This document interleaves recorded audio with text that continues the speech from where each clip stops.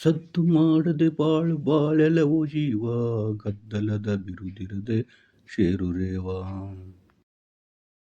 ತಟ್ಟೆಯಳು ಕರ್ಪೂರ ಮೌನದಲ್ಲಿ ಕರಗುವೋಲು, ದೀಪದೆದುರಿಗೆ ತಿಮಿರ ಸೆರೆಯುವಂತೆ. ಶಾಂತಿಯಲ್ಲಿ ಬದುಕಿನಿ ಕರ್ತವ್ಯವನ್ನು ಮುಗಿಸು, ಕೂಗಾಡಿ ಹಾರಾಡಿ ಫಲವದೇನು. ಪ್ರಸ್ತುತ ಪದ್ಯಭಾಗವನ್ನು ಶ್ರೀ.ಪಿ.ಕೆ. ಅವರು ಬರೆದಿರುವ ಬೊಗಸೆ ಎಂಬ ಕವನ ಸಂಕಲನದಿಂದ ಆರಿಸಲಾದ ಸದ್ದು ಮಾಡದಿರು ಪದ್ಯದಿಂದ ಆಯ್ದುಕೊಳ್ಳಲಾಗಿದೆ. ಕವಿ ಶ್ರೀ.ಪಿ.ಕೆ.ಯವರು ಸದ್ದು ಮಾಡದಿರು ಪದ್ಯದಲ್ಲಿ ನಾವು ಆಡಂಬರಕ್ಕೆ, ಪ್ರದರ್ಶನದ ಜೀವನಕ್ಕೆ ಮನಸೋಲುತ್ತಿದ್ದೇವೆ. ಅದರ ಬದಲು ಶಾಂತಿ, ಸಹನೆಯಿಂದ ನಮ್ಮ ಅಹಂಕಾರವನ್ನು ತ್ಯಜಿಸಿ ಬಾಳುವ ಮೂಲಕ ಜೀವನ ಸಾರ್ಥಕಪಡಿಸಿಕೊಳ್ಳಬೇಕು ಎಂಬುದನ್ನು ಸೊಗಸಾಗಿ ತಿಳಿಸಿಕೊಟ್ಟಿದ್ದಾರೆ. ನಮ್ಮ ಬದುಕು ಹೇಗಿರಬೇಕು ಎಂಬುದನ್ನು ಹಲವು ಉದಾಹರಣೆಗಳ ಮೂಲಕ ತಿಳಿಸುವ ಪ್ರಯತ್ನ ಮಾಡಿದ್ದಾರೆ. ಪ್ರಕೃತಿಯು ಅನೇಕ ಘಟನೆಗಳು ದಿನನಿತ್ಯ ಯಾರಿಗೂ ತಿಳಿಯದಂತೆ ತಾನೇ ಜರುಗುತ್ತಿವೆ. ಹಾಗೆ ನಾವು ಸಹ ನಮ್ಮ ಕೆಲಸವನ್ನು ಶಾಂತಿ, ಸಹನೆಯಿಂದ ಮಾಡಬೇಕು. ದೀಪದ ಬೆಳಕಿಗೆ ಕತ್ತಲು ಮರೆಯಾಗುವಂತೆ ನಾವು ಸಹ ನಮ್ಮ ಬದುಕಿನ ಕರ್ತವ್ಯವನ್ನು ಮೌನ್ಯವಾಗಿ ಮಾಡಬೇಕು. ಕೂಗಾಡಿ ಹಾರಾಡುವುದರಿಂದ ಯಾವುದೇ ಪ್ರಯೋಜನವಾಗಲಾರದು.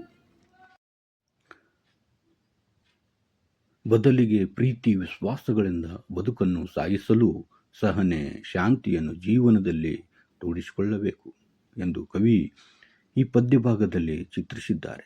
ಕೋಪ, ತಾಪಗಳಿಂದ ನಮ್ಮ ಮನಸ್ಥಿತಿ ಹಾಳಾಗುವುದೇ ಹೊರತು ಮತ್ಯಾವ ಪ್ರಯೋಜನ ಇಲ್ಲ. ಆದ್ದರಿಂದ ನಮ್ಮ ಬದುಕಿನಲ್ಲಿ ಶಾಂತಿ, ಸಹನೆ ರೂಢಿಸಿಕೊಂಡು ಮೌನವಾಗಿ ನಮ್ಮ ಕರ್ತವ್ಯವನ್ನು ಮುಗಿಸಬೇಕು ಎಂದು ಕವಿ ಈ ಪದ್ಯಭಾಗದಲ್ಲಿ ಹೇಳಿದ್ದಾರೆ. ಹಸಿಸೌದೆ ಬುಸುಗುಟ್ಟಿ ದನಿಯ ನೆತ್ತುವುದಲ್ತೆ, ಕಿಡಿಸೋಕೆ ಮತ್ತು ಸಿಡಿದಬ್ಬರಿಪುದು. ಅಂತಿರದರ ವಿಕರಕ್ಕೆ ಕರಗುವಿಬ್ಬನಿ ಒಲಿರೋ, ಸಿಡುಕು ಮಿಡುಕನ್ನು ತೊರೆದು ಮೌನಿಯಾಗು.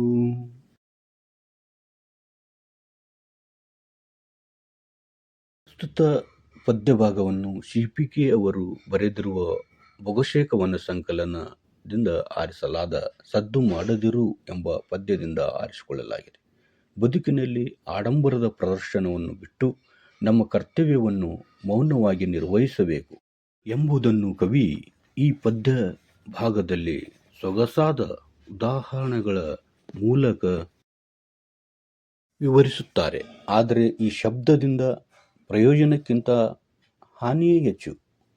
ಹಾಗೆ ನಾವು ಸಹ ಜೀವನದಲ್ಲಿ ಕೂಗಾಡಿ ಹಾರಾಡುವುದರಿಂದ ಯಾವುದೇ ಪ್ರಯೋಜನವಾಗುವುದಿಲ್ಲ. ಆದ್ದರಿಂದ ನಾವು ಹಸಿಸೌದೆ ಸಿಡಿ ಮದ್ದಿನಂತೆ ಬದುಕಿನಲ್ಲಿ ಅಪ್ರಯೋಜಕ ಆಗಬಾರದು. ಬದಲಿಗೆ ಸೂರ್ಯನ ಕಿರಣಗಳ ಶಾಖಕ್ಕೆ ಮಾಯವಾಗುವಂತೆ ಇಬ್ಬನಿಯಂತೆ ನಮ್ಮ ಕರ್ತವ್ಯವನ್ನು ಶಾಂತಿ, ಸಹನೆ, ಪ್ರೀತಿ ಹಾಗೂ ತಾಳ್ಮೆಯನ್ನು ಮೈಗೂಡಿಸಿಕೊಂಡು ನಿರ್ವಹಿಸಬೇಕು.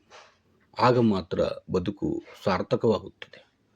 ಹಾಗಾಗಿ ಕವಿ ಈ ಪದ್ಯ ನೀಡಿರುವ ದೃಶ್ಯಗಳ ಸಾರವನ್ನು ಕುರಿತು ಪ್ರತಿಯೊಬ್ಬರೂ ಸದ್ದು ಮಾಡದೆ ನಮ್ಮ ಬದುಕನ್ನು ಸಾಗಿಸಬೇಕಿದೆ ಎಂದು ಹೇಳಿದ್ದಾರೆ.